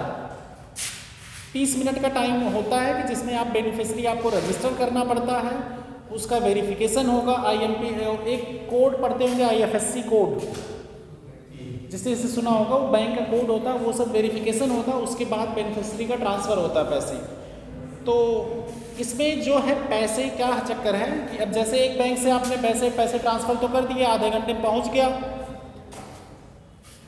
इसमें बैंक टू बैंक एक्चुअली में ये रहता था कि आप 24 घंटे के अंदर या 24 घंटे के अंदर आप 48 टाइम्स ही पैसे बैचेज में भेजे जाते हैं। आपने तो पैसे भेज दिए, लेकिन बैंक टू बैंक जो सेटलमेंट होगा वो बैचेज में होते हैं। तो वहाँ पे ये बात था कि आप 24 आवर में सिर्फ 48 बैचेज में ही पैसे ट्रांसफ़र करेंगे एक बैंक से दूसरे बैंक। तो इसमें क्या होता था, इसीलिए कभी कभार देखोगे NEFT में जब ट्रांसफ़र करते थे पहले तो टाइम लगता था, 48 आवर्स का टाइम दिया जाता था कि अगर अभी नहीं हुआ सेटलमेंट 48 आवर्स में सेटलमेंट हो जाएगा, आप रुकिए। तो ये जो RBI की तरफ से गाइडलाइन रहती है उसमें कोई बैचेज में अगर पैसे नहीं गए रहते, उस बैचेज का वेट किया जाता, उस बैचेज में पैसे आएंगे, RBI को इन्फॉर्म होगा, RBI उधर से सेटलमेंट करेगा। अब उसके बाद 2010 में आता है कि भाई जो ये टाइम लगा इसको टाइम को भी कम किया जाए, IMPS आता है 2010 में, इंस्टेंट मोबाइल पेमेंट सर्विस, और ये सिम बेस्ड था।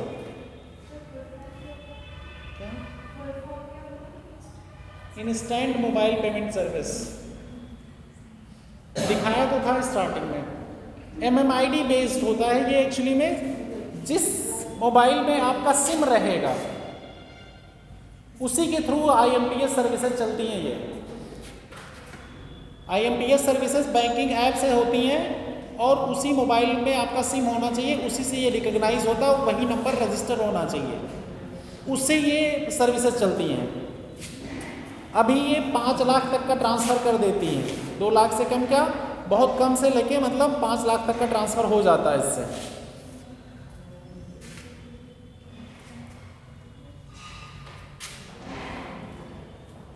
बीच में RBI ने एक नॉन प्रॉफिट कंपनी बनाया।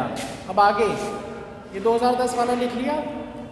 2008 में NPCI आया। NPCI का फुल फॉर्म पता है? NPCI का फुल फॉर्म बताओ कोई। नेशनल तो रहेगा N फॉर, आगे पेमेंट कॉरपोरेशन, यस। NPCI 2008 में बनाया गया एक नॉन प्रॉफिट कंपनी, RBI ने बनाया इसे। ये एक्चुअली में पेमेंट सेटलमेंट को देखेगा, जितने ऑनलाइन सेटलमेंट किए जाते हैं सबको ये मॉनिटर करेगा, और ये मतलब सारे काम वही करेगा जो RBI के पास रिक्वेस्ट आती हैं उसको अप्रूव करना, उसको मॉनिटर करना, सारी चीज़ें ये देखेगा। अब इसमें पहले तो स्टार्टिंग में बहुत कम बैंक रजिस्टर थे, लेकिन प्रेजेंटली जो बैंक रजिस्टर हैं 13 PSB बैंक हैं, public sector bank, 15 private bank हैं,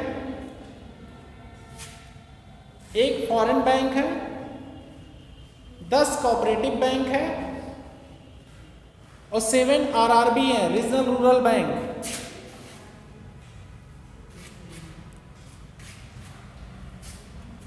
ये 2016 का डाटा है जो बता रहे हैं, हो सकता है और बढ़ गए हैं। NPCI गूगल कर लेना, क्योंकि अभी करंट का डाटा अपडेटेड होगा। हाँ, बैंकों का आंकड़ा जो बताया वो अपडेटेड होगा, जो हम डाटा बता रहे हो 2016 का है। NPCI में ये देख लेना कितने बैंक रजिस्टर हैं, कौन कौन से, गूगल कर लेना, ये काम अभी का मिल जाएगा डाटा। NPCI में कौन कौन से बैंक रजिस्टर हैं NPCI के थ्रू।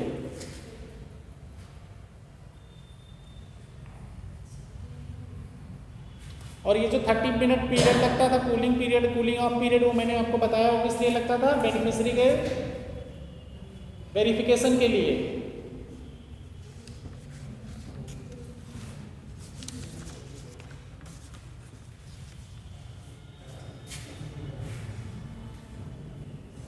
अब जो ऊपर वाले सिस्टम थे NEFT, IMPS, RTGS, इन सब में क्या समस्याएं थी? एक तो पहली बात आपको क्या करना पड़ता था, बेनिफिशियरी ऐड करना पड़ता था, उसका वेरिफिकेशन होगा तब जाके ट्रांसफ़र हो पाते थे पैसे। अकाउंट डिटेल चाहिए आपको, ये सब चाहिए तब जाके पैसे ट्रांसफ़र होते थे और टाइम ज़्यादा लगता था। तो आगे चल के NPCI के थ्रू नया सिस्टम बनाया जाता है 2016 में, यूनिफाइड पेमेंट इंटरफेस UPI। ये बहुत बड़ा रिवोल्यूशनरी स्टेप है, इंडिया का ही इनोवेशन है। Unified payment interface full form देख लो गूगल पे, हो सकता है कहीं अगर कुछ कंफ्यूजन हो तो वही होगा। और ये इसमें सबसे बड़ी अच्छी बात हुई 24/7 सेटलमेंट सिस्टम है, कभी भी पेमेंट करो। और ये किस कमेटी, 2 लोगों का मेन इसमें रोल था, एक रघुराम राजन का और दिलीप एसबे। रघुराम राजन और दिलीप एसबे।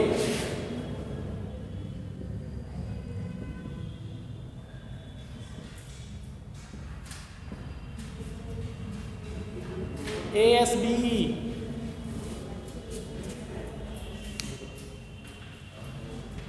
ये इन्हीं का ब्रेन चाइल्ड है, UPI इनका ब्रेन चाइल्ड है। इन लोगों ने एक्चुअली में स्टेप लिया था UPI को बनाने का। NPCI के थ्रू UPI मॉनिटर होता है। अब UPI में होता क्या है, डायरेक्टली एक वर्चुअल पेमेंट एड्रेस बनाया जाता है, VPA। UPI में अंडर में एक होता है VPA, virtual payment address, virtual VPA, V for victory, VPA, virtual payment address. और दूसरा होता है QR कोड।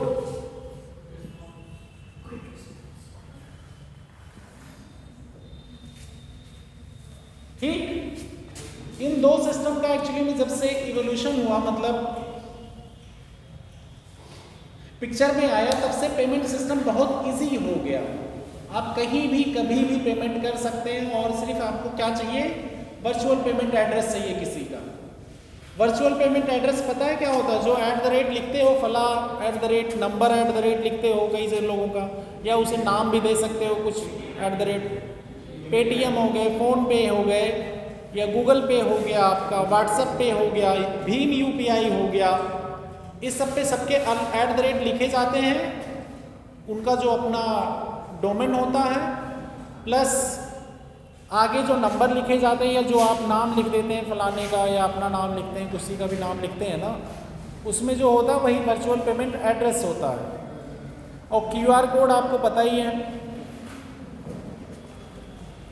QR कोड पता, क्विक रिस्पॉन्स कोड, जो स्कैन करने के लिए कोडिंग होती है उसमें।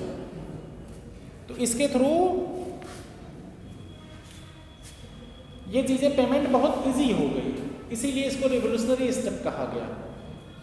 अब इसमें एक्चुअली में कई बार दिमाग में आएगा, जब सबके पेमेंट सिस्टम है तो सबके एक साथ मर्ज क्यों नहीं कर दिया जाता।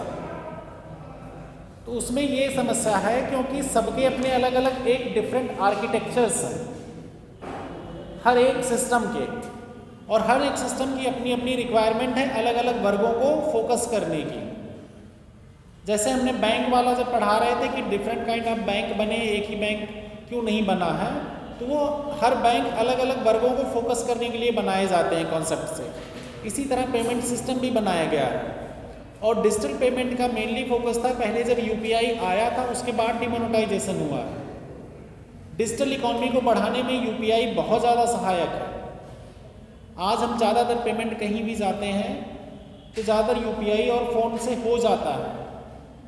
ये तो बेटर चीज़ हुई ना कि आसानी से पेमेंट, और इसे आजकल हम वर्ल्ड लेवल पे बढ़ावा दे रहे हैं। जैसे UAE हुआ, यहाँ से बढ़ावा दे रहे हैं। कई और कंट्रियों में, मिडिल ईस्ट की और कंट्रियों में भी ये चीज़ें हमारी चल रही हैं। और इसी के बेसिस पे देख रहे हैं यूएस में भी अपना वो यूपीआई की तरह कुछ पेमेंट सिस्टम इन्वॉल्व कर रहा है। लेकिन जितना पेमेंट ग्रॉस सेटलमेंट हमारे यहाँ होने लगा यूपीआई के थ्रू बहुत ज़्यादा हो रहा है, लेकिन इस पे अभी भी चार्ज नहीं ले रही। कई बार एक पिक्चर में आता है न्यूज़ में कि अब चार्ज करेगी। वैसे तो कुछ चार्जेस पड़ते हैं इस इंफ्रास्ट्रक्चर पे कि 800 रुपये पे 1 या 2 रुपये खर्च होते हैं उनके, जो ये सर्विस प्रोवाइड कर रहे हैं, क्योंकि जो सर्विस प्रोवाइड कर रहा है उसके अपने इंफ्रास्ट्रक्चर क्रिएट करने होते हैं, एम्प्लॉइयों को पैसे देने होते हैं। तो ये सब अगर फ्री ऑफ कॉस्ट दी जा रही तो हो सकता है आगे फ्यूचर में चार्ज हो भी सकता, नहीं भी। गवर्नमेंट ने लेकिन डिनाई किया कि चार्जेस नहीं हैं, कोई चार्जेस नहीं लिए जाते। बाकी पे चार्जेस था NEFT, RTGS, इन सब पे थोड़ा बहुत चार्जेस है कुछ %।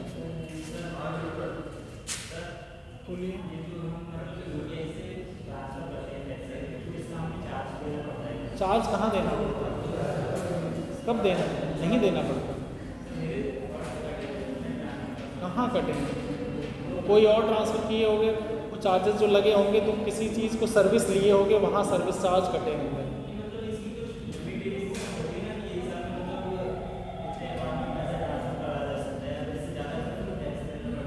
तो कुछ होगा वो मुझे एक्चुअली वो रूल देखना पड़ेगा RBI का, लेकिन ऐसा कुछ चार्ज नहीं है सर्विस का।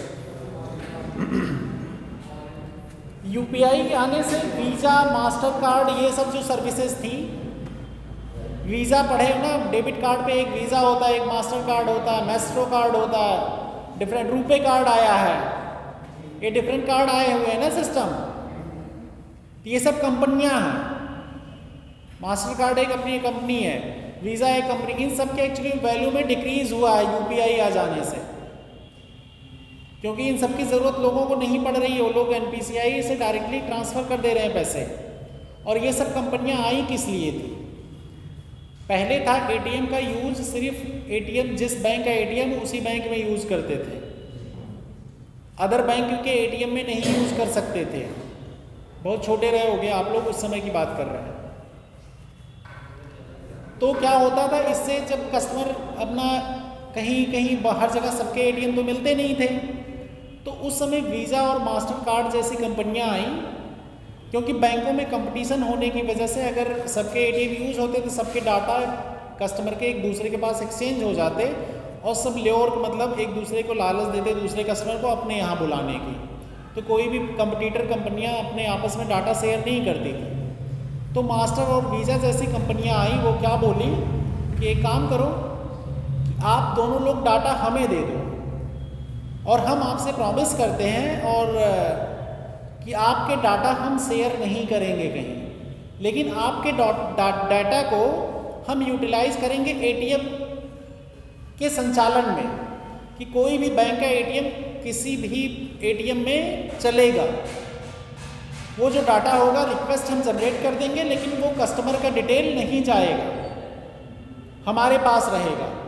तो मास्टर और वीज़ा कंपनियां जो बनाई गई, इसी बेसिस पे ये कंपनी बनी कि कई बैंकों का डाटा इनके पास आया कि हमारे जितने कार्ड रजिस्टर हैं इसके हैं, अच्छा इस ATM में अगर आप डिफरेंट ATM में यूज़ कर रहे हैं, तो ये रिक्वेस्ट गई मास्टर और वीज़ा के पास पहले, तो मास्टर वीज़ा ने अप्रूव किया, फिर उस बैंक के थ्रू अप्रूव हो गया कि वो ATM से पैसे निकाल सकते हैं। इसीलिए धीरे धीरे तब सारे ATM हर बैंक के ATM में यूज़ होने लगे। मास्टर और वीज़ा इसीलिए आया था। तो अब मास्टर और वीज़ा बाहर की कंपनियां हैं। अभी जो हमारा रुपे कार्ड आया, रुपे कार्ड भी यही काम कर रहा है, एक डोमेन का काम करता है, गेटवे का। आप लोग जब कभी फॉर्म भरते होंगे वहाँ आता होगा कि कौन सा गेटवे यूज़ करना चाह रहे हैं। SBI का गेटवे है, किनका गेटवे, डिफरेंट गेटवे, एक डोमेन गेटवे प्रोवाइड करता है ये सब।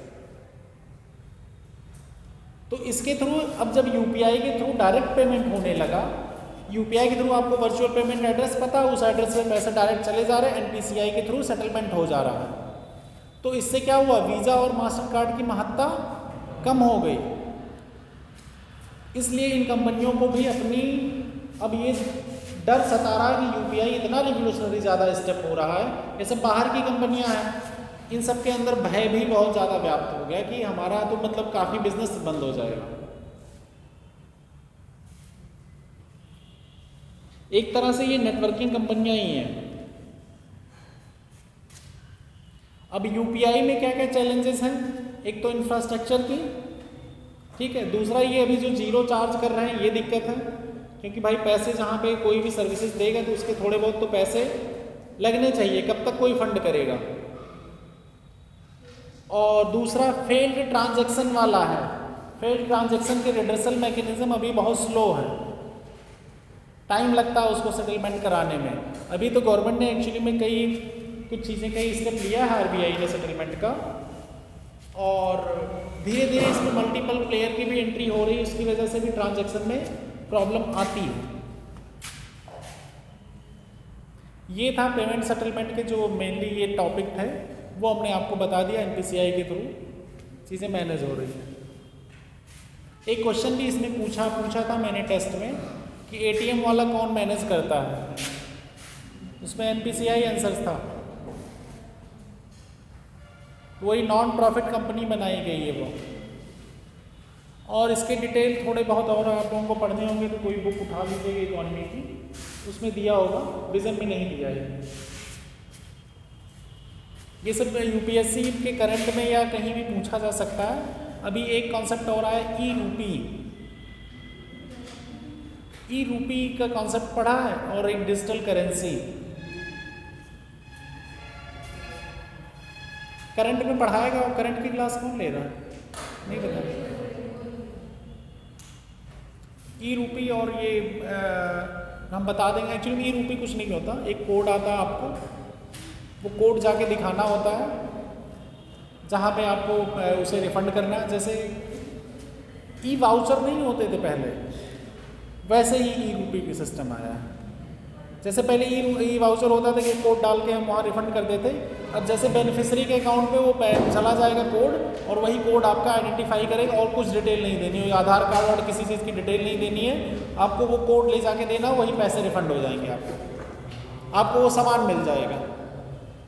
ये सिस्टम आया है एक्चुअली में। उसमें क्या है कि इंटरनेट का भी यूज़ नहीं है, उसे ई रूपी के फॉर्म में लाया गया। बाकी अगली क्लास में हम डिटेल बता देंगे। और बाकी डिजिटल करेंसी ला रही है आरबीआई अपनी एक, और जो ये पैसे ट्रांसफ़र होते हैं इसमें भी एक्चुअली में बैंक टू बैंक, जब सेम बैंक में आप ट्रांसफ़र करते हो, आपको इसमें बैंकों को बहुत ज़्यादा खर्चा नहीं आता। उनका क्या होता है कि डिजिट ट्रांसफ़र कर दिए इस अकाउंट से इस अकाउंट, पैसे किसके पास रहे? बैंक के पास ही ना। एक ही बैंक में अगर 4 लोगों के खाते हैं, आपस में लेन देन करते रहें, कोई फर्क बैंक को नहीं पड़ेगा, बैंक को तो फ़ायदा है ना, बैंक को कोई घाटा नहीं होता कि डिजिट इधर से उधर ट्रांसफ़र कर दो, हमें ना आरबीआई को बताना है, आरबीआई तक डिटेल जाती है, बट ये नहीं है कि उसका वेट करना है।